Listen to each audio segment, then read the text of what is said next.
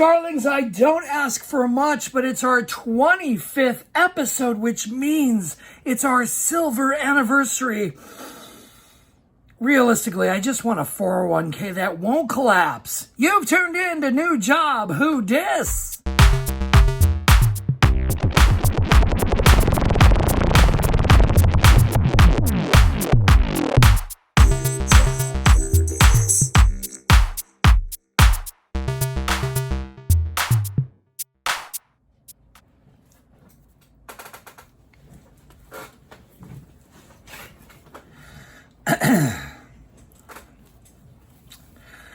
Oh, 25, what a time to be alive. Welcome everybody to the 25th episode, issue, season of New Job Who Dis. I am your glorious and gorgeous host, Halston Body, here for you. I am excited because we are 25 deep. We are into it. If you're here, if you're one of my 10 listeners, it's official. You're in it to win it. That's how it's going to be. So I'm glad you are back, my 10 listeners. I love you. Stay strong and stay here.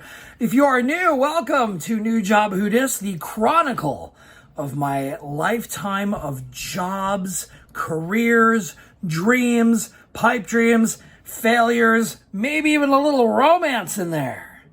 Who knows? But we are here to talk about all of those things that I've done in the past to make me what I am today. And it's far from over, as Mr. Frank Stallone would say, but you have to look that one up. Listen, we're here, and I'm excited to talk to you about what our next adventure is. Oh, it's a doozy. This is, to catch you all up quickly, like as I give you my cliff notes, as I like to do, we are now living in West Hollywood. We are making the attempt within 1 year's time, and by the way, this is 2006 going into 2007, we are making the attempt to try and establish some sort of place to land in Los Angeles, outside of West Hollywood, because I have a boyfriend living in Dayton, Ohio, who I want to come live out in LA. Right? Start a family, start a life, start fresh in Los Angeles, get out of that Midwest and continue the fun that we're having. And let's just do it in Los Angeles, because I'm a stand-up comic at this time. Oh yeah, I'm trying to do stand-up, and I've been doing it for, I'd say, at least 4 years at this point, and things are going well. And we are also, the royal we, are working at Best Buy in West Hollywood, and it goes from bad to worse. This is realistically, other than the weirdness that Musicland put me through, and just the level of the corporate treatment that I got at Best Buy, this was one of the first jobs that I really, realistically left the building with both middle fingers in the air, because this was a turning point for me in my work culture and the way I treated my work. And I didn't realize how I really treated it back then, but now that I've had time to reflect and I go back, it's just a matter of pride and taking pride in what you do. Making sure you're doing a good job and owning it. That's what I was into. And I started to get into at Best Buy because I had a lot of foundation of great jobs. You know, Musicland was one of them. It was so many other ones that just, I got the understanding of working hard. And that's what that Midwestern foundation came from. So when I got out to the Best Buy in West Hollywood, oh, it was a hot mess, and it was just a lot of ego and a lot of, again, I puffing their chest. Oh, we're the number one store, and the place looked like trash. And they were out of stock and everything was in the back, and it was just a nightmare to go into day by day and week by week, because the manager I had in the media department was not in it to win it. He just didn't care enough and didn't allocate the time enough and didn't understand that I was a go-getter. And it was just this clash. It wasn't cute. So I hated it. And the boss that I had, the general manager at Best Buy, just didn't see it. He just didn't care to see it because he just kept hearing we're number one. And I'm like, yeah, but this place is a dump. So I remember putting in my notice and or leaving with a t-shirt on that said you're number one with this in the air. So it was cute. I remember him remarking, dude, did you wear that shirt on purpose? And I'm like, no, but it's very appropriate, apparently. So there was my struggle. I'm a struggling stand-up comic, up-and-coming one, I guess. I don't know what pedestal I've been put on. I don't know what level I'm at. I am not sure where I'm at with the comedy. I'm still doing it. I'm still hitting the pavement even harder now that I've left LA and came back. All guns were blazing. I was like, I'm going to do this comedy thing even harder. Yeah, I'm going to make it more exciting. And the fact that I was living in West Hollywood made it way more accessible for me to get to shows on that side of the valley, the Hollywood side, the Los Angeles side. Because it wasn't popping in the valley, on the north side of Los Angeles. That's not where the comedy capitals of the world are. It's on the other side. So I was just putting myself out there night after night, trying to just do any show. A lot of gay and lesbian shows, a lot of LGBT shows. I was performing at, Hamburger Mary's in West Hollywood. I was performing at, I did a couple of things at the Comedy Store. I got a show at the Improv, which we'll talk about in a minute. And in the meantime, to fill those gaps, I was also, because I was labeled as a bear comic, I was friends with the bear community as a generalized, like the people I knew were all bears. All these gay bears and all these dudes, and they had conventions and they needed entertainment. So I was hustling that scene to try and, make something out of it, right? Because that's where I was kind of channeled. I leave Best Buy, and of course, I'm like, I gotta get something. I gotta go somewhere with getting a job. Otherwise, how am I gonna set up camp for my boyfriend? How am I gonna be free of living in, a couple of friends' apartment in West Hollywood, a tiny apartment, and there's 3 people living in it. I knew I was in the way. It was a temporary thing, but I had to hustle. I had to get out of there because I wanted to start a life, right? Get some groundwork built and foundation for me and this gentleman. And there we go, off to the races. So my name was around the block. People in the bear community and the chub community and the LGBT in that area, they sort of knew who I was based on the fact that I had been performing. So I was a known commodity of some sort. And this acquaintance that I knew, this former acquaintance, whispered in my ear about this place he worked at called GameFly. Ever hear of it? I sure have. But back then, it was brand new. In fact, if I'm not mistaken, it was year 1. It was a startup business at the time that I got, led to the water, so to speak. And, of course, we're right in my wheelhouse. Customer support, customer service, I can handle that. But here's where the transition was. This wasn't in-person customer support. This wasn't retail. This wasn't retail management. It was a retail-like establishment, obviously. It was the Netflix of video games, as they called it, because obviously the comparison model was movies by mail. So here's video games by mail. And mind you, this is 14 years ago. So even Netflix wasn't, it was still kind of new. It wasn't an app on your TV yet. It was just the mail service to get movies. Killing off Blockbuster. You know what I mean? That's the name of the game. What's the new technology? Well, we can just send you those DVDs by mail and they're cheap enough. And they only cost us 20 cents. So if you rent it and you don't send it back, we can charge you a whole bunch of money. But, if you want to just keep them, we're just going to keep paying you the monthly fee, right? So I had to take it because I didn't want to work retail anymore. I lived in West Hollywood. I didn't have an image or a look that screamed Beverly Hills or West Hollywood. Screamed,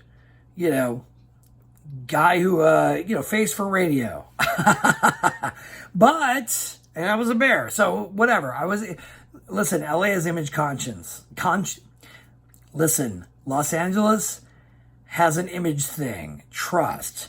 I am not a good retail or server type person in Los Angeles. In the Midwest? Sure. But LA?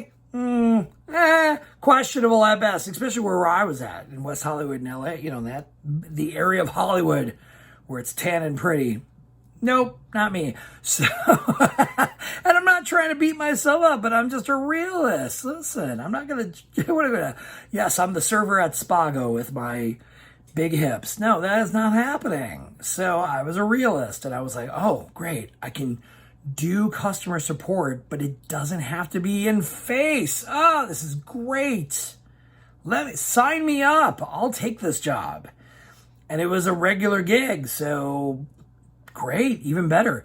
And a day gig. It was, during the day only. It wasn't night shift. There wasn't any weekends because it was, it was retail. Wasn't retail, I should say. And it wasn't restaurants and retail. Forget it. Your weekends are done. If you have anything that is important or need to do on a weekend, unless you're a manager or even then, you're not, listen, weekends, forget it.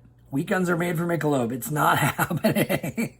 But it was great. So I was like, oh, I got to get this job. I have to get this job. It was south of LA. It was in Culver City.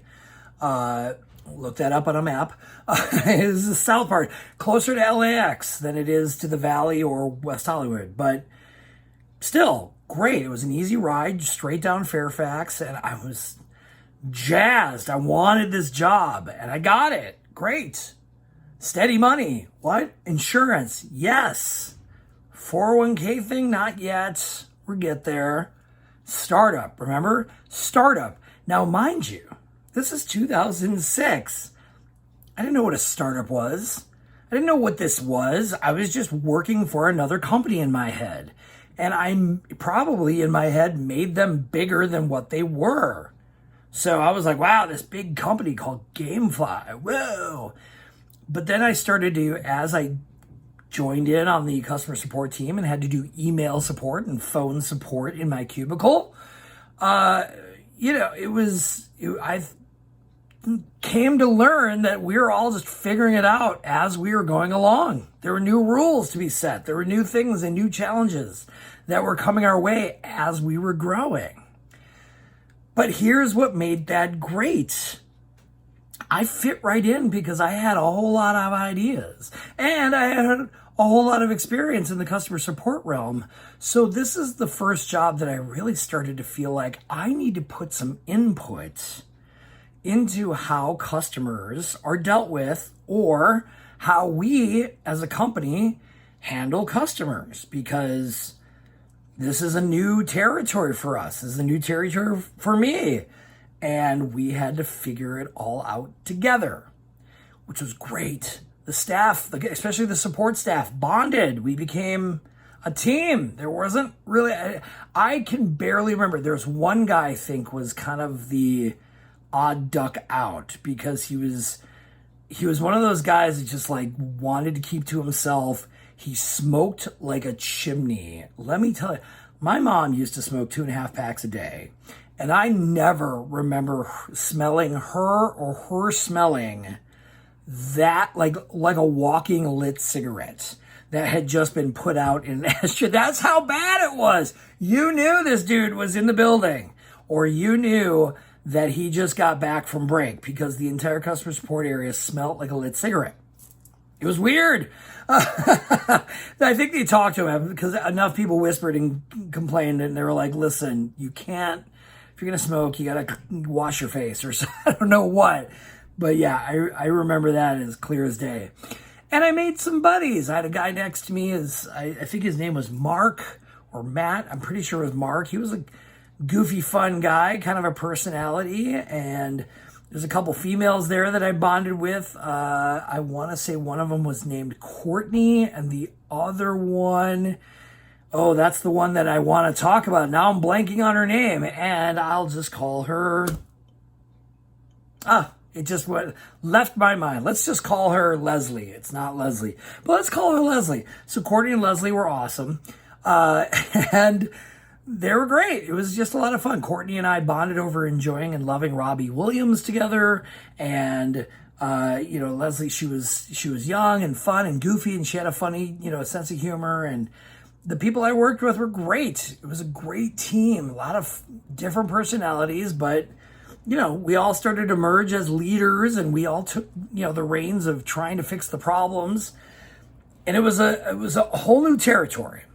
What I found interesting about GameFly and working there was that there were a lot of gaps. This was the first time that I really started to, outside of Best Buy and seeing the obvious in my face on a day-to-day basis problems with the company or the department I worked in, this was definitely a challenge in the ways of new territory and how to deal with situations or issues, and creating rule sets based on these new things that we'd never experienced before. Case in point. So we have this setup. It's just like a Netflix where you rent 25, I think it was $20 a month, and you get as many games as you want. 2 games, 2 games per shipment, I think, and you can trade them in any time, so you don't have to spend that $50 or $60 on a brand new game, and then you finish it in 2 minutes and you hate yourself because you spent $50 on it. It wasn't like that. And the used game market was at, GameStop, but people, by even back then, the trading game thing just wasn't. No, nobody really got, and GameStop was still GameStop, and that's where they were building the reputation that they've had today, which is just if you hear the stories, I have a friend who used to work for GameStop. All the stories that you hear on the internet are true. So, straight from the game horse's mouth. Let me tell you, it's interesting how the technology and the perception of all of this changed so quickly. So we're the Netflix of video games, and that's great. Challenges like this. You send a game out that's a $50 game, like a Halo 2 or a Halo 3, and then the customer says, "Oh, the game didn't work," and then they send it back. Well, there was this whole thing where if we marked it that it was being sent back, or we knew it was on the way back, and it didn't make it within, I think it was 7 or 10 days, we charged you for the game. Yeah. Oh, do you see where the problems in customer support lie? Where it's we're depending on the mail service to be accurate. Also, we're depending on the customer to be on the ball with sending it back on time or in a needed way. So there was this weird thing where it was you want to see the temperature in a customer's perception of a company go from, cool blue to red hot in 2 seconds. Charge them $50 plus tax for a brand new video game that they claim they've sent back. Ooh, the fights! And then this also educated me on how the U.S. postal system works, or in some cases doesn't work. Because everything was first class. That was the thing. It wasn't like anything was priority mail and got to you in 2 days. It was a flat envelope. And then here's where it got even dicier and weirder. When we first started there, we had to learn that the envelopes that we were sending through, were going through a sorter and we had to almost retrain or train the U.S. Postal Service to process ours in the same way they did Netflix. Now, 14 years ago, fun fact, Netflix, from what I remember, got some pretty preferential treatment from the U.S. Postal Service because they were shuffling through hundreds of thousands of pieces of mail and paying the U.S. Postal Service a lot of money to send those discs through the mail, right? Bulk rates, I'm sure, but either way, they're a huge client. Well, here we were doing the same exact thing except with video games, and we got crappier treatment in some way, but like we didn't get the top tier Netflix type treatment that we should have got. In fact, if I'm not mistaken, it's probably public record, and I have to look it up. I'm pretty sure I remember that there was a lawsuit because they were not treating it the same way. We had to make sure we measured the envelopes the same way. We had to make sure we had to put barcodes where they needed to be. We had to make sure we put the right verbiage on the on the envelope to say this side up or whatever it was. But I remember they were just like, why is this a problem getting our mail to us or to our customers?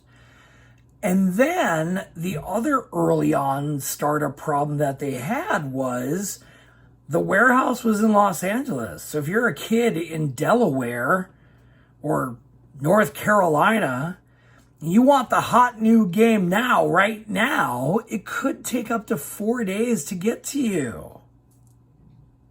There is no express mail. You can't pay for priority because it's a bulk mail rate. You got it when you got it. So imagine being like on a 30-day trial and you're like, oh, it gets 1 day. Your first day of your trial is taken up by signing up and ordering. I want to order these games. I need 2 games. I need these games. Great. Send them. 4 days go by. So 5 days of your 30-day trial are already gone because the U.S. Postal Service is in no hurry. They're not trying to, this is a high priority game. We got to get it to them. No, they're paying bulk rates and flat rate mail. It's not again, we're not Netflix and we weren't getting any priorities. So it just kind of got there when it got there. And boy, was it a challenge when it didn't make it on either way. Because that's the other thing too, is like we get these kids. I mean, I don't know if they were stealing them. I'm sure they were. Oops, I didn't say that out loud. But you get these kids and they order, the brand new Halo game. Ooh, Halo 3's out. I need that. Okay, great. We're sending it to you. We show it on our postal side that it arrived. They're like, we didn't get it. Send me another one. What you gonna do? You're in a pickle. You can't prove. You have no way to prove because we're paying such a bulk rate and a low rate that there's no actual tracking number for us to monitor the game and go, yeah, no, it's in your mailbox. We see it. Didn't happen. So anybody and everybody could have just been like, I didn't get it. And they're getting the new hot $60 game that is going to last them for years. Oh, okay. Yeah, they don't get the case and they don't get the booklet. Gamers don't care. They just want to play the game. That precious booklet. I need that. No, they just pop it in and start going. They don't care. And if anything, they're looking it up online at this point to see how to play. So get out of town. It was such a dicey proposition.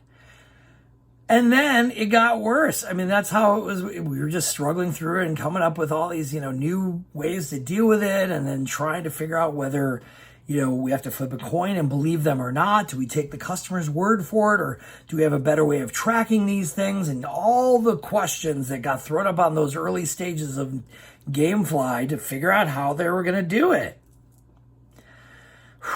Then it got worse. I mean, let's be honest. I became a lead. I became one of those, it's not a full supervisor. It's just somebody who could take escalations and take the heat off the managers. Great.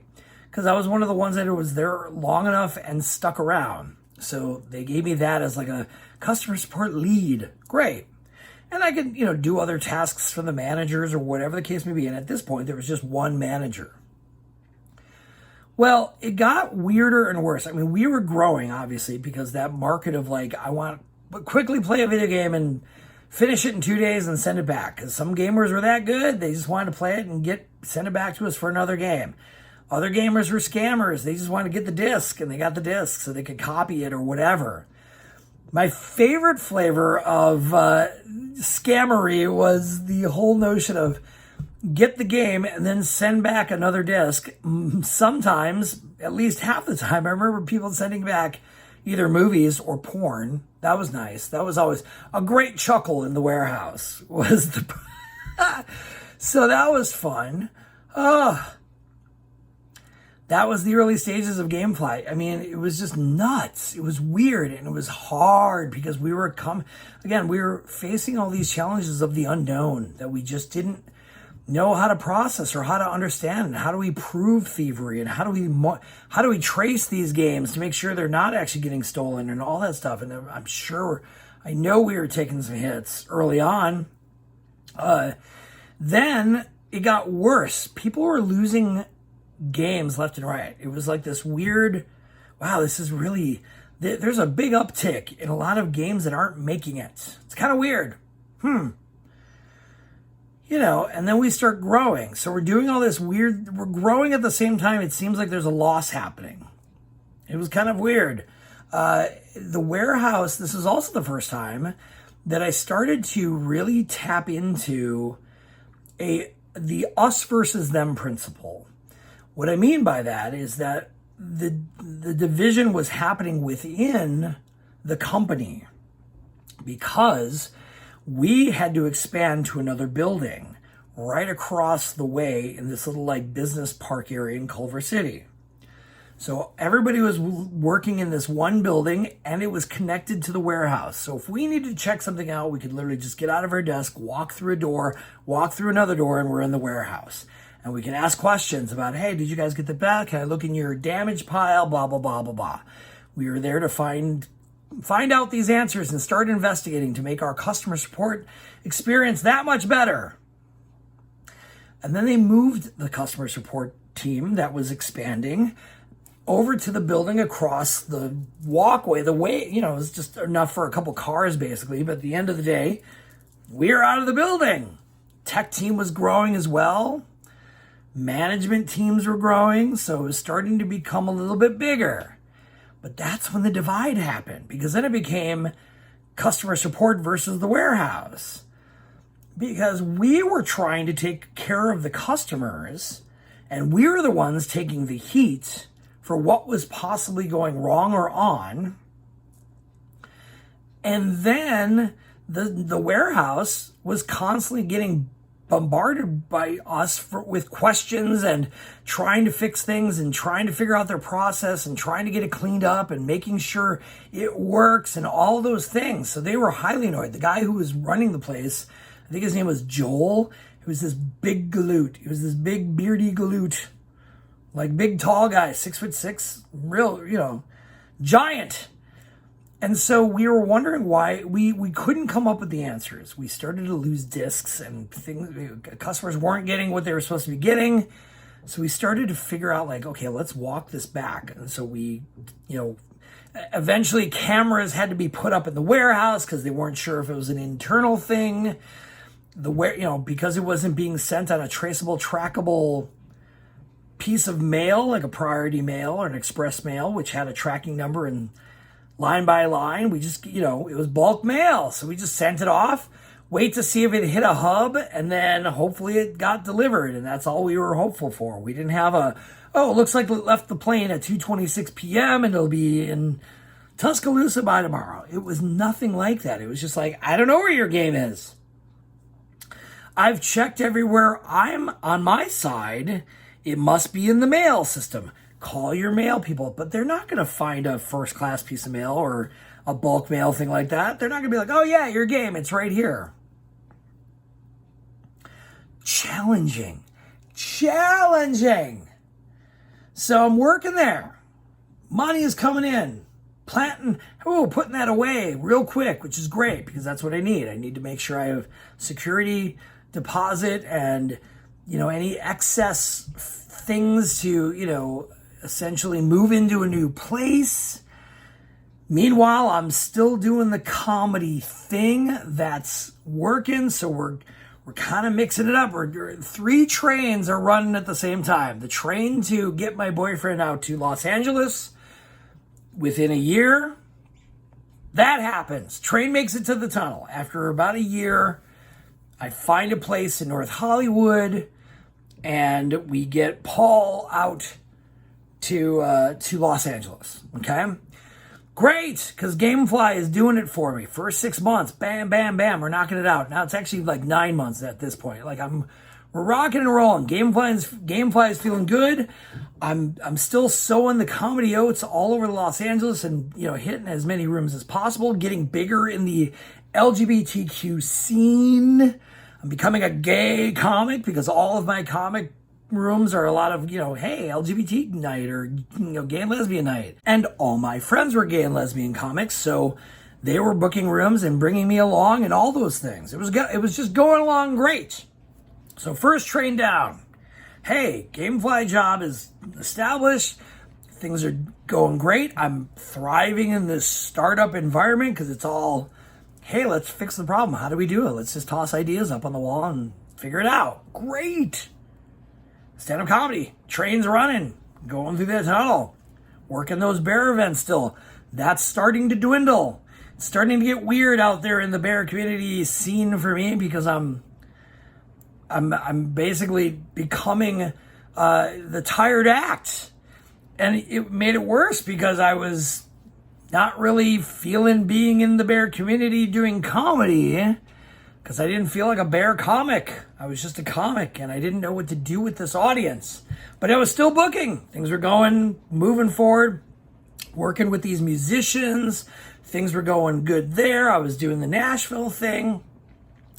TBRU, I got booed, so I was like stinging from that, but I still was like trying to, shoot my shot everywhere else. I said I went to, we talked about the majors.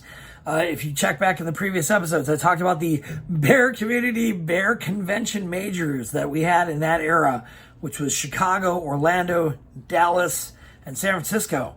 So by this time, I had hit 3 of the majors. I still hadn't hit Bear Pride in Chicago. That was the last one on my list. So far, so good. Hey, we're moving forward. Things are going great. Here's where the split started to happen, okay?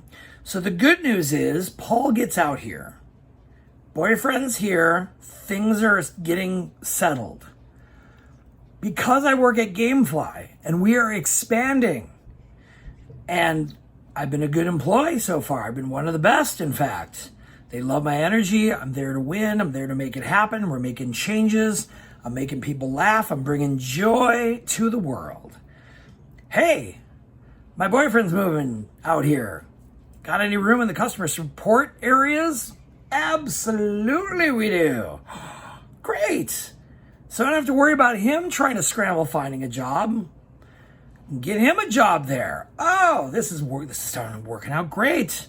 Listen, a gay couple, double income, no kids. Man, it was good times. 2 cars. We're working it out. Things are going great.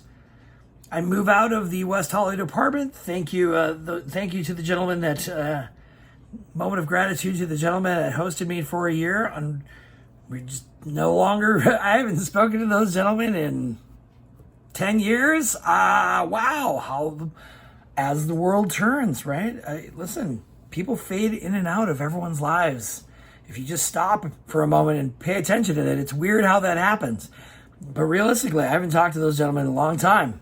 Don't even know how the world turns, right? So I'm now settling in with my boyfriend, working at GameFly, making the comedy thing happen.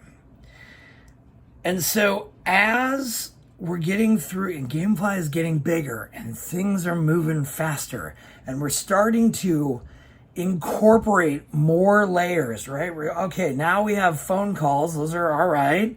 I got to, because I was a lead, I didn't have to take phone calls anymore, but I was doing email support. And of course I had to take supervisor takeover calls, which were a treat. Those were delightful. The funny part is that we started to incorporate live chat. Great, right? So we're moving forward. And I mentioned this just a little bit before about how things were getting worse at the same time they were getting better. 2 parts to this. First part is a lot of discs were going away. We couldn't figure it out. Where are all these mystery discs going? We're losing money and we're losing product and we have to reorder all these discs because we're losing them. Where are they? Well, they did a smart thing, and I took note of this because I'm like, this is where you can't, there's all this conversation happening right now about the USPS and the trustworthiness and da-da-da-da-da, right? It's not the USPS that's the problem. It's not the general USPS that is the issue here. It is individuals within. That's what it is. And if you look up these stories, you might be able, I know there's one that's public, but there's a couple times we hired a postmaster, a retired postmaster general at GameFly. And I love this guy. He kind of looked like like Anthony Bourdain's brother. He was this guy is really tall and just very charismatic, and he used to work for the U.S. Postal Service, and he retired. So he knew how to give us the education on how the USPS works and how to figure out where this problem really was. Where did it happen? How did we lose all these discs? Because essentially we were sending these bulk crates to a main hub in the Los Angeles area or an airport area of the Los Angeles basin. And then that would get to a plane. It would go to the hub, get sorted there, get onto a plane, and then get distributed to other hubs. And those hubs would distribute it from there, right? That's just how it worked. Well, this guy was smart enough to try and put the marble down the pipe and see where it stopped by putting a few tracer ones out there. Well, if we're going to do this and we keep getting nicked as far as stolen goods and we don't know where it stops, well, I mean, it's like the old principle of like, well, if your food keeps getting stolen, make a plate of brownies with some Ipecac and take a few out and leave them in the fridge. See who the person is that's throwing up. It might be the person who stole your brownies because they ate the magic brownies. But either way, it's like, oh, figure out where the problem is. And he did. There were a couple heists down like, LAX airport and south of there. There was like these guys that were running this ring of mail theft because it was Netflix and GameFly. They saw resale value in these discs and they were stealing them by the bushelful. That's where, dear all your GameFly customers in 2006, 2007, and 2008, your discs were stolen. There's your giant customer service bulk macro answer to all of those people in that 12 years ago. Just letting you know, people in the U.S. Postal Service stole them. In fact, there was another story I remember where somebody within the hubs was stealing them in some way, and they got caught. It was like $40,000 worth of discs and mail they were stealing. And I'm like, how and why? What is... But once we figured it out, it was a whole different world, right? Of course, we figured out the problem, and then we just kept a monitor on it. And once they made some big stink and, put the thieves on display in the U.S. Postal Service, things changed, and suddenly, discs were getting there a whole lot faster, and they figured it out. Plus, they decide to open up a warehouse in the Midwest. Smart, so smart. Cut that travel time down. And so then they had to send tech teams. In fact, it wasn't even the Midwest. I take that back. When we were going through the growing of GameFly and trying to figure out where we're going to put the next warehouse, it ended up in Austin, Texas. Of all places, right? Like, why? What? Okay, now, I would have said somewhere like maybe St. Louis or somewhere in the middle or even closer just to get, so maybe in Ohio, maybe in Columbus or Cincinnati, just somewhere closer so that when I'm sending a new game that's being hot and fresh from Ohio to Delaware, it's only going to be 1 or 2 days, maybe at the most, versus the 4 to 5 from California. So boy, that was a whole new adventure, and we'll get into that in the next episode. But this is the second part that really made this go south for me. I had been working since year one with this company. All the people in support were all there still. I mean, some people had left. The smoker guy left. There were other people left. I mean, there were these people that were, they just came and went in the scant couple years that I was there already. And they decide, because we're growing and we have to get more support people. And then now suddenly we have an HR person, and all of a sudden we have all these leaders and tech team leaders, and we had to start splitting it up. And then we had warehouse 1 and warehouse 2. And I think they fired the other guy because he wasn't able to keep up, and he just wasn't a good warehouse guy. And I don't even remember why he got fired specifically. Like, But I remember there was a whole mess of things. They just finally piled up around him and they're like, you got to go. So there was a new warehouse leader and there was all these changes, which were great for the company. But when it came to support time, Courtney was the original supervisor. She had to leave. And so they decide to hire somebody from the outside to become our new supervisor. And I want to say her name was Linda or Laura, or I think it was Linda. And then they decide to promote somebody else within. And it was Leslie. It's not her name. I think it was Nikki. I can't. I blocked her from my memory. And here's why. This was my first experience ever in time and space where I was work friends, friendly at work with, worked well with a fellow employee who got promoted. And the minute she got promoted, our relationship changed. Oh, yeah. She became an ice queen. And in the worst way. She wasn't trying to politely be like, I'm a manager now, so I can't fraternize with the employees. It was more on a level of, I'm a manager now, so I have to be a complete beep to you. Like, I'm just going to censor myself. I could not believe the turn on the dime that this employee did to the staff she worked with, including me, who I thought was a right-hand man. I was there to support. I was there to be a team player.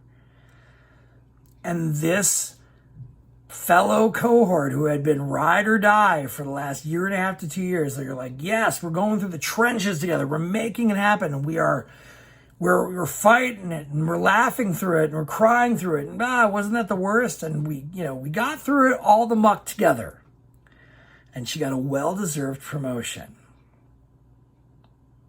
And she turned into the biggest raging bee, or at least she wasn't raging, but she was definitely not friendly any longer to any of the staff. And it sucked because she played this whole card of, I'm a manager now. I can't be friendly to my employees. I have to be this stern, draw a line in the sand, my way. Like, it was just awful. And I don't even know where it came from. It was just this switch that turned on once she got the meetings and once she got the training and what they expected out of her, and this new manager who came in out of the cold, and we didn't know her. So it was just this weird time, very weird time at GameFly. Because it was just like this turmoil. All these hardworking employees suddenly had to deal with this person who they were cool with 1 minute. And then all of a sudden, she was just this unfriendly person. I mean, note to self, if you're ever a manager and if you're ever promoted and your teammates are like, yay, go you. And then you treat them like garbage because you think that you're a manager now, so you can't be cool. It's not even about being cool. It's about being respectful and friendly to your employees. Not her. Oh, no, not her. And everybody in the staff noticed it. Everybody that had been there long enough to know her was like, it was awful. It was just really awful how, like, the things that we would make fun of or laugh about prior to her becoming a promoted manager to all of a sudden being like, that's not funny now, was just shocking. Shocking. So that was crumbling in my brain of this whole pivot switch of fun place to work, great camaraderie amongst this hardworking team that trusts each other, and that we've got each other's back, and we're trying to make a difference, and we're learning together, and we're creating this new environment that's so good for us, and we're all trying to take care of the same problems, and we're collaborating, and it's all great. And now it's just getting splintered. And the new manager, the head honcho manager of the support team, she was no help because she didn't have the background. That's probably why they hired her from the outside, because they didn't want another friend of the team to be all coddling us. Not, again, if I was one of the managers, I wouldn't coddle. I'd be doing a whole lot more to make it better for everybody and fixing the problems. But that was not the agenda of this new person. They didn't care who was friends with who. They didn't care if me and my boyfriend then were boyfriends and we were all friendly and everybody, kumbaya and had a big love circle together. It didn't matter. It's suddenly like the rules had all changed. Meanwhile, as that's falling apart and the bear community thing, the whole bear convention thing is starting to all right, I'm still doing this, but the shelf life is coming. I can see the expiration date coming. And the first really, really big slice in the armor of my perception of wanting to be an entertainer for that community, for the bears as a grouping, because that was my intent. I mean, initially from day one, when I first went to those bear conventions, I was like, I can entertain these boys better. I can be funnier. I can make something of this. And so I did. And it worked. And initially, I mean, people were like, oh, who's this new hot guy? All right, we're doing it. This guy's a comedian and he lives in LA and he's been on things and he does things and he's dabbled his toes in acting and he's been on a stage and wow, he's been on a game show now. Woo, right? The people in the Midwest ate that up. Not LA, they didn't care. But there was a bear dating site that was called I think it was Bear 411. And what I started to notice from after going to a lot of bear conventions, and I went, this bear dating, pre-grinder, pre-scruff, pre-growler, all these things that are on apps now. It was the internet back then. So there was this one thing called Bear 411. And I had for years, and from going to these conventions, had always been hearing the complaints and the whispers and the deep conversations of people of color and skinny people who were banished from Bear Island. Yeah, no, I know you're like, wait, what? Newsflash, right? The gay bear community, which is perceived by some as this cuddly, warm, friendly, huggable community, which is just all hugs and cuddles, and we're just the frolicky bears of the bear universe having a picnic. Oh, woof. Hey, bears. I definitely noticed that there was this weird discrimination thing going on with this bear app. And I was like, wait, these are the people I'm working for, so to speak.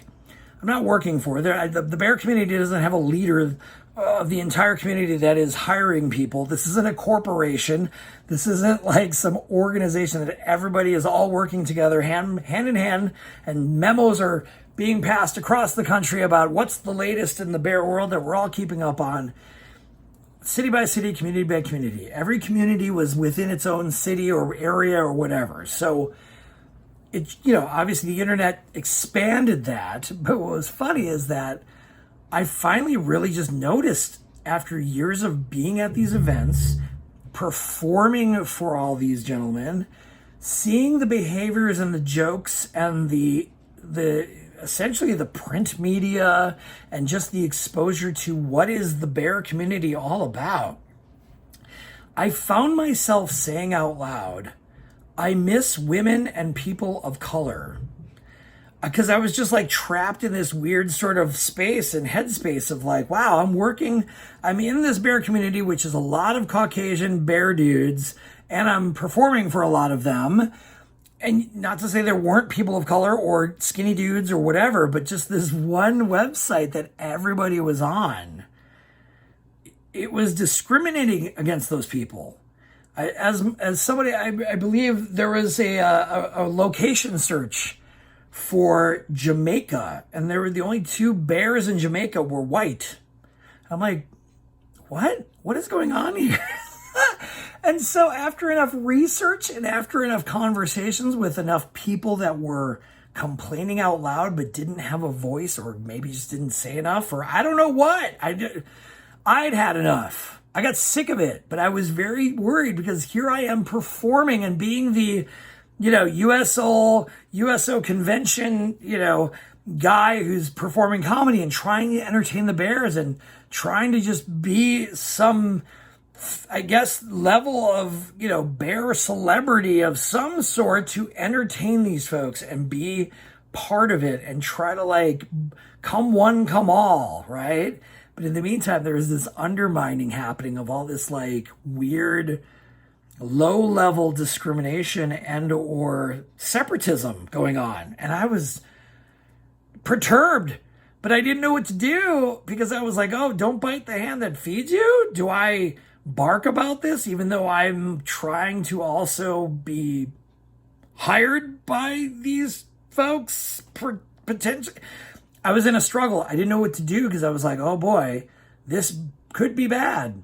This could be a bad thing if I actually say something. So I did. I said back in Live Journal, I was like, this Bear 411 site is hot trash and it's garbage and here's why. And I listed very simple reasons. And it wasn't just sort of just off the cuff accusatory. It was things that many other people could corroborate and go, yes. And so I wrote this post. And mind you, I'm not an inflammatory online internet person. I don't, drop bombs in the middle of the room and leave the room and watch everybody fight. That wasn't the point. I was just pointing out my observations about the community that I was performing in and the community that I was part of. And I was like, I don't get this, and this sucks. And I'm going to tell you why it sucks. I wasn't looking to be right. I wasn't looking to be agreed with. I just wanted to point it out, put a light on it. Up until that point, my Live Journal entries and everything were very middle of the road. It wasn't like I was blowing it up. I wasn't Live Journal famous. There was nothing like that. But boy, that post lit a fire that people were like, finally, somebody said something. Gah. And then, of course, I had a couple people on the other end that were like, you're not smarter, man. Stop ruining the fun. I was like, oh, okay, racist. Listen, what are we doing? I wasn't trying to be a martyr. So it was this weird moment that cracked my foundation of performing for bears and bears only. And it's not because people retaliated. It's not because the bear communities around the world went, this guy's problem. He's a problem because he's saying something. I don't know. He's trouble. It was none of that. I don't even know, if it went the other way. I just, stood up and said something, and other people, again, I wasn't trying to burn the house down. I wasn't trying to, again, bite the hand that fed me. It was just more like, hey, I see this thing here, and I don't like this, and this is a problem. Just pointing it out. Hey, this site sucks, and I'm out. I'm not going to be part of this guy's, problematic behavior. And I left. That was the really the big start of the downfall for me, as far as performing and wanting to be around and doing the gay bear scene for comedy or otherwise, but for comedy for sure. So it was this weird train that I was on that was like, wow, we're really doing it. We're making all these events happen and I'm hitting the majors. But at the same time, I'm like, what am I in? What am I doing? Why am I around this? And it wasn't, that voice inside wasn't loud enough yet. And it didn't have a direction. So it was just sort of frustrated. And I, called this thing out. So it was just this weird thing. So at the same time, I'm also blowing up more as just a LGBT generalist comic in LA and Hollywood. So there's these weird perceptions. I'm a bear comic to the bears, and I'm not really feeling that as much anymore, but I've still got some gas in the tank because I feel like there's change gonna come. And it does. GameFly is looking really crappy right now because all these changes aren't in forever. They're not in my favor in any way. I don't feel good about them. I'm being treated differently. It's not as fun of an environment to work in anymore. It's becoming a little too strict for a startup that's only been around for a few years. All right, it's getting real weird in a corporate sense, and it's not even a big corporate yet. It hasn't even peaked. It was getting there though. Ooh, it was looking cute, but it hadn't been what it could be, and it was really weird and hard to be there, and people were getting squirrely there, and the old was leaving, and I was like, and then there we are. So we're right there in this weird pocket. Well, what happens in the next episode is what cracks the mirror and changes the whole story once again. Because I got to tell you, ladies and gentlemen, this is where the roller coaster, we're on it. We're up that hill. Here it goes. We're going to start going, woo! Because again, the perception of where I'm at is all fragmented. I'm working for this company that I liked at one point, and all of a sudden it went south. And it turned on me for some reason. And it wasn't because I was doing anything wrong. It was just because it was like, we were having fun here. What is going on, and why is it becoming unfun really fast? Right? And it wasn't even the spoils of like Christmas parties and over-the-top things. It was just like, man, this is really not fun to work for anymore because things are just getting weird. And people are not being friendly. This is not fun. Comedy is getting weird. I'm on one path over here in LA and Hollywood and doing gay comedy, and that's going great. We're starting to pick up real steam with this. And we're going to talk about that in the next episode of how it started to peak and how it started to fall at the same time. Bear comedy starting to lose the luster really fast because of this whole Bear 411 thing. And then on top of that, I see the shelf life of my entertainment value because they're going to move on to the next thing and they want something else. So there's these three nebulous things going on, and I'm like, I don't know what's going on. Third thing just being like, where do I belong? What am I doing? Am I going to be chasing more? What am I going to be acting? Where is it all going? I don't know yet, but it all changes. And that's what you're going to hear about on Monday. Oh, I can't give it all away. There's a whole messy change that's about to happen, but this is why you're here. This is why you are here, 10 listeners. We have finally read the why to the what. Why are you listening to New Job Who Dis? It has been a pleasure. Once again, thank you, my 10 listeners, for listening. If you are new and you are one of the lucky, maybe 11 listeners that has joined me, I appreciate the time so much. Please subscribe. Again, we are here on Apple Podcasts. We are here on Spotify. We're doing it on the Podbean network. And of course, my viewers here, my subscribers here on YouTube, thank you so much for paying attention for the 25th installment of As Halston Turns. New Job Who Dis. This is how it's going to be, man. So many things are spinning, and it's going to get crazier and crazier as we go on. Trust me. Woo! Thank you for tuning in. Please subscribe. Please like. Please comment. Please share. Please reach out to me. Say hi. Hey, man, I listened to episode 12. It was great. Tell me more about that thing. Whatever it is. This whole conversation is just one grandiose piece of therapy. Let's be honest. Oh, thank you again for tuning in. As I say every week and every episode, and I will say it again.